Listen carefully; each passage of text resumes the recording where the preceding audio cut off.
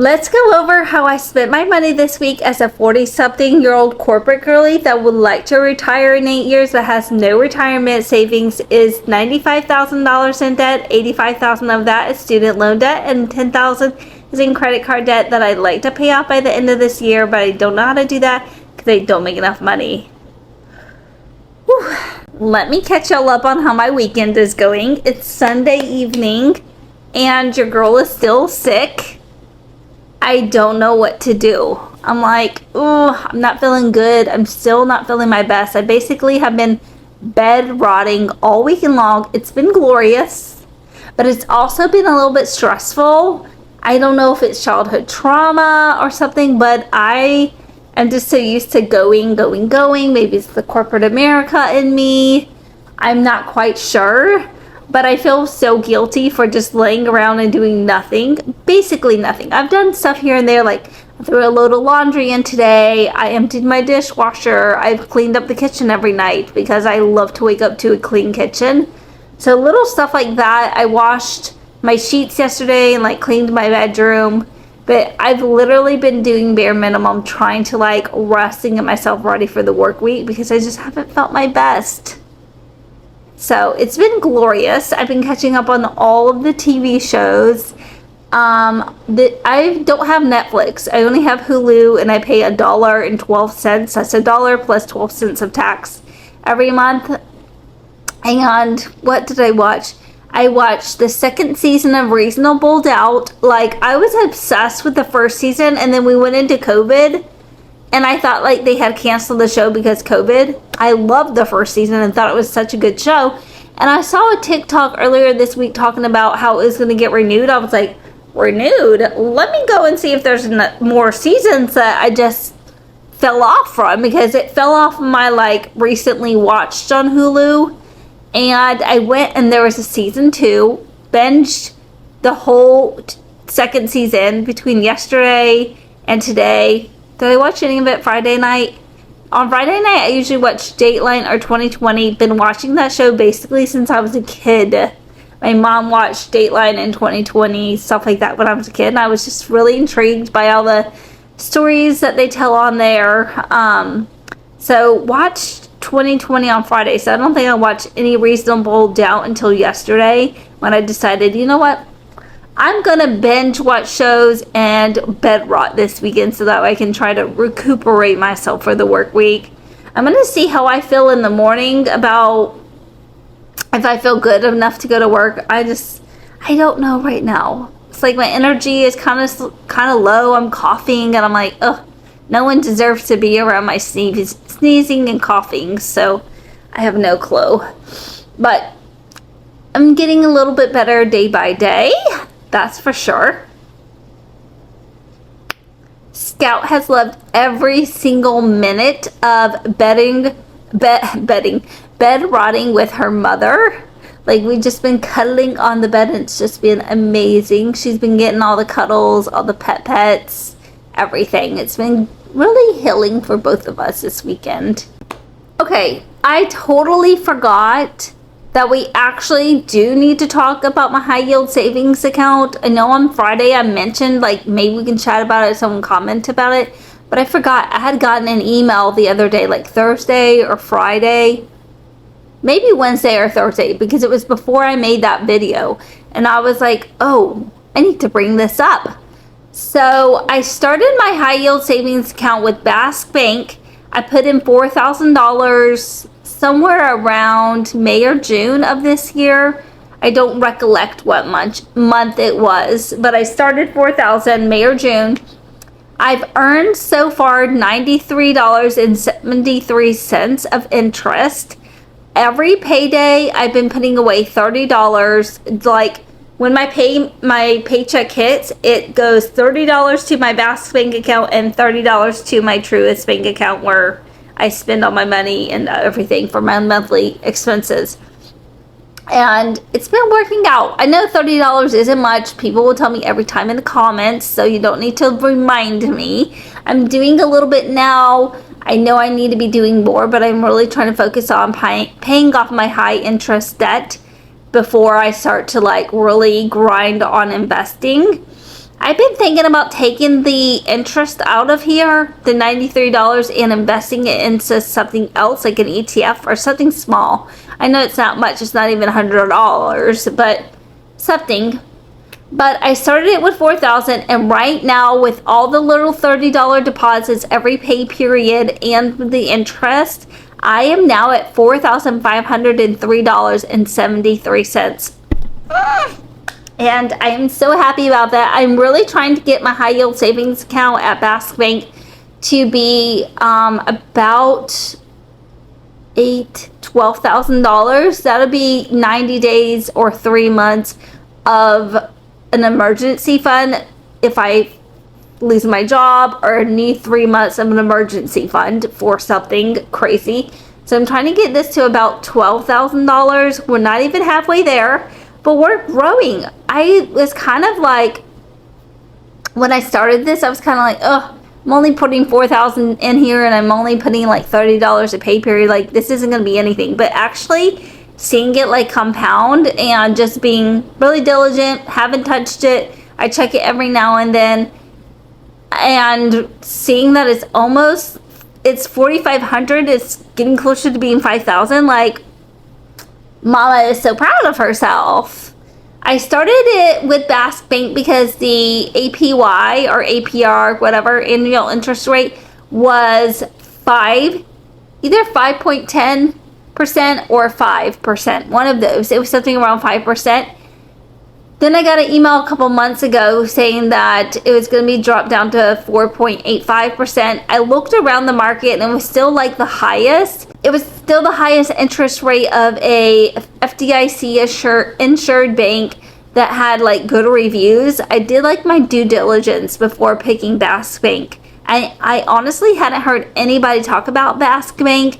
I will say there's some cons about having this high yield savings account. Like, I know some high yield savings account you can like kind of have buckets. So you'll have one overall account, but you're separating that funds into like Christmas, new car insurance, whatever you kind of want to allot your high yield savings account for, and you're moving money around. It's staying in the same account, you're just moving it between the buckets, and every time you make a deposit, you kind of move it around in the buckets.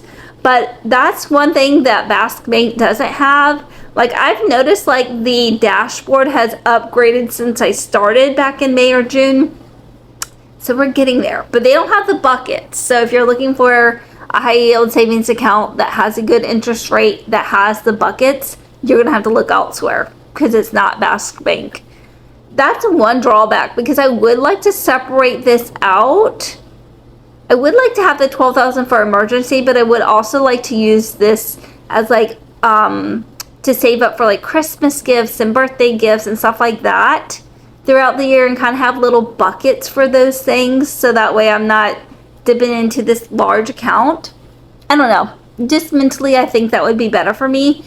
But I did get an email a few months ago saying that they dropped the interest rate from 5% or 5.5, whatever it was when I started, to 4.85. And I just got another email again the other day, which, inevitable was going to happen with how the rates are in the market and everything.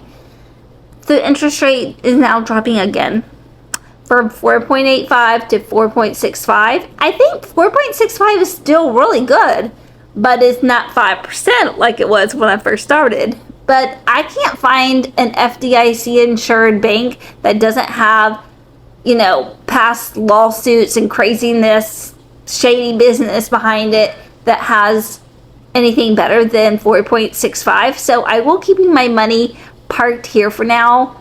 Stay tuned on what I decide to do about the interest money, pulling it out and putting it somewhere. If you have suggestions, let me know. Think about opening one of those kind of like brokerage, kind of like, I don't know if you call it brokerage, but one of those kind of like investing platforms that you hear about. I'm trying to think of one off the top of my head, which I can't, of course.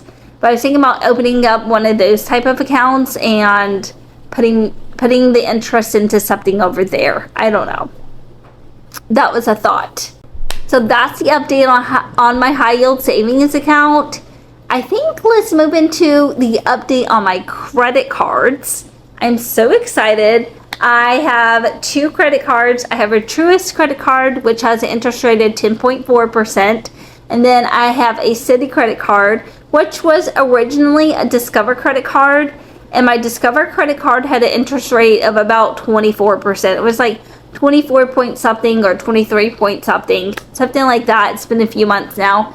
And I was like trying to make payments on my Citi one. I was like, I'm making payments every time I got paid. Like, I was spending $100 every time I got paid. And I was like, literally, this is going nowhere. And this is very frustrating to me. I'm trying to pay off my high interest debt. And I was like, okay, I gotta put on my big girl pants. And I've got to move this over to a 0% interest credit card. And I did my due diligence on Being AI, as I always do. I use Being AI for everything. I annoy my kids because I AI everything. But I did my little due diligence, and it gave me a couple of options, and one of them was the Citi Simplicity card, which is what I chose to go with. It gives me 0% interest for 21 months. So we're about 5 months into that, somewhere around there.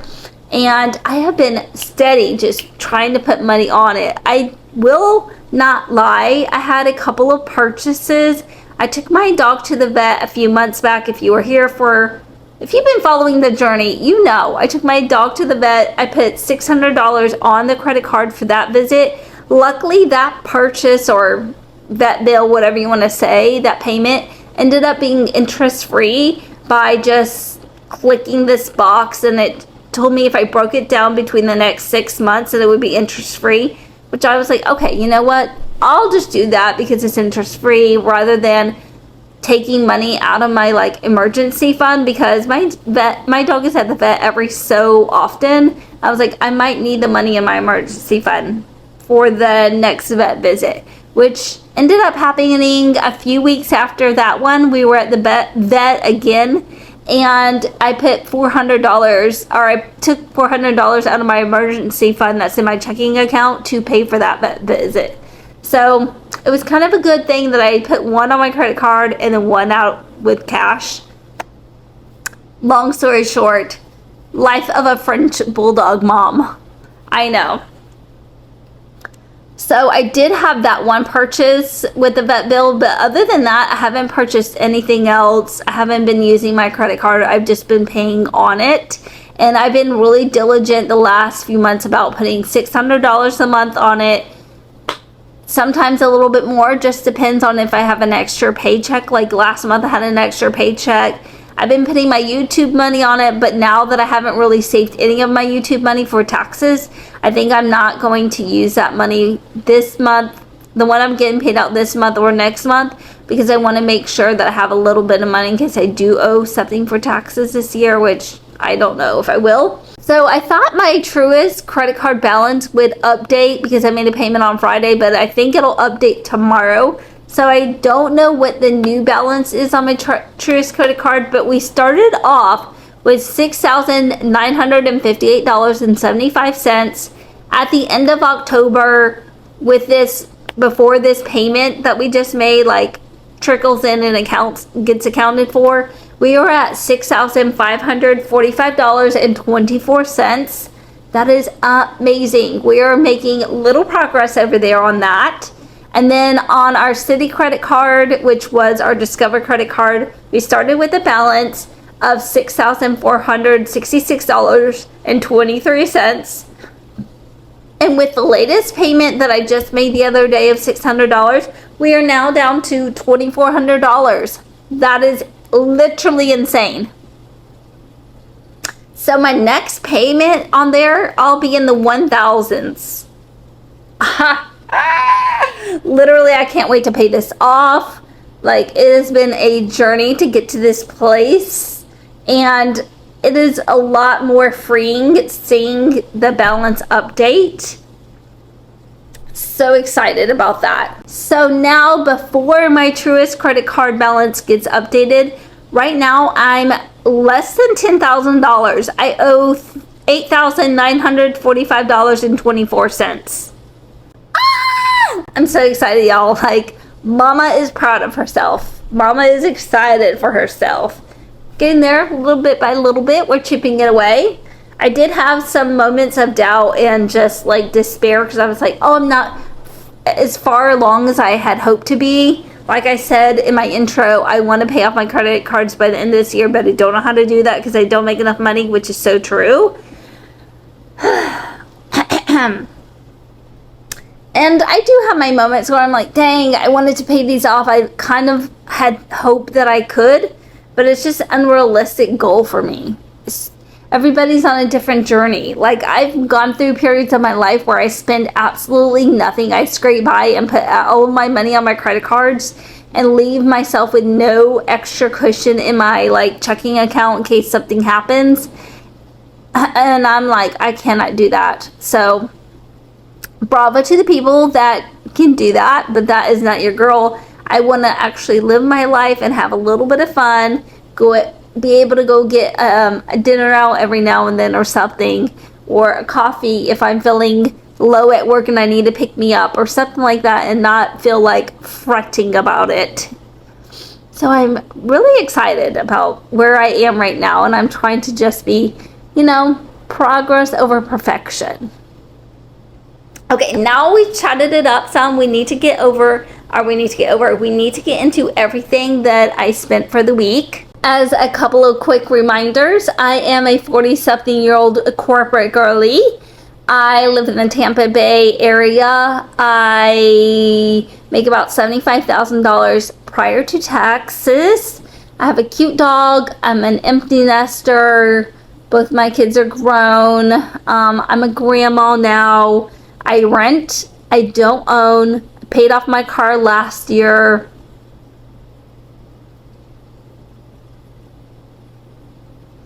I think that is all. And my foot is falling asleep over here. I'm trying not to wiggle around too much. Like I said, I'm a salary employee, so I bring home after tax $2,150.59. I'm about to get paid out from my YouTube page, $208.42. That brings my grand total of take-home income to $2,350.01. Yay, go me, little bit by little bit. We spent $116.61 on groceries this week, $38.57 on gas. I put $119 on my Truist credit card for the monthly payment. That's the minimum payment because we're trying to pay off the city one, and then we're going to go crazy and ham on the Truist credit card. Put $600 on my city credit card. Paid my SunPass bill of $17.79. $2.50 in miscellaneous. I had to go get air in my tire, so had to pay for that. It used to be free. I swear it used to be free, but I can't find a gas station that offers air for free. And I did take my grandson on our first GG and grandson date the other night. I told you guys about that on Friday. And I got like this, I took him to a Mexican place and I got this big bowl. It was delicious. And I spent $20.96. That's including tip and tax with that. That brings my grand total of everything I spent for the third week in November of $915.43. Now, when I take my income minus the expenses, I am left with $1,443.58 for the next week until I get paid again. I know I told y'all I was doing the whole pie chart thing, and I haven't been really good about it, and I wanted to do it at the end of the month, but I thought I would just start doing it for each week as I fill it in.